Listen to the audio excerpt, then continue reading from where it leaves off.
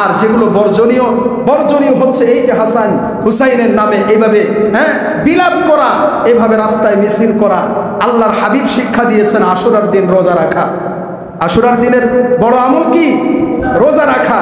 এরা কি করে? সারাদিন সকাল থেকে দুপুর পর্যন্ত হাই হাসান হাই হুসাইন করে, আলোকসজ্জা করে, বিল্ডিংয়ে বিল্ডিংয়ে বাতি লাগায়, এরপরে মিছিল বাইর করে, এরপরে দুপুরবেলা খিচুড়ি খায়।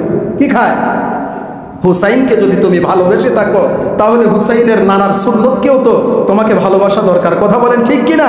হুসাইনের ভালোবাসা তখনই প্রমাণ হবে যে তুমি হুসাইনকে ভালোবাসো যখন হুসাইনের নানা মুহাম্মদুর রাসূলুল্লাহ সাল্লাল্লাহু আলাইহি ওয়াসাল্লামের প্রতিটি সুন্নতের উপর তুমি আমল করবা। আল্লাহর হাবিব বলল যে তোমরা এই দিনে রোজা রাখো, সিয়াম ইয়াউমি আশুরা আহতাসিবু আলাল্লাহি আন ইউকাফিরাস সানাতাল্লাতী ক্বাবলাহু।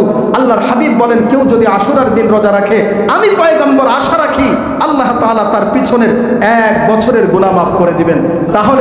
তাহলে আপনি আশুরার দিন রোজা না রাখা সকাল থেকে দুপুর পর্যন্ত হুসাইনের জীবনী নিয়ে আলোচনা করলেন, দুপুরের পরে খিচুড়ি খায় বাড়ি গেলেন। নবীর সুন্নতের সাথে ন্যূনতম মিল আছে আপনার আমলের, অথচ আপনি বলছেন আমি আহলে বাইতকে ভালোবাসি, আমি হুসাইনকে ভালোবাসি, আমি ফাতেমাকে ভালোবাসি, আমি আলীকে ভালোবাসি, আমি রসুলকে ভালোবাসি। তখনই ভালোবাসা প্রমাণ হবে যখন আপনার প্রত্যেকটি কাজ রসুলের সুন্নাহ অনুযায়ী হবে।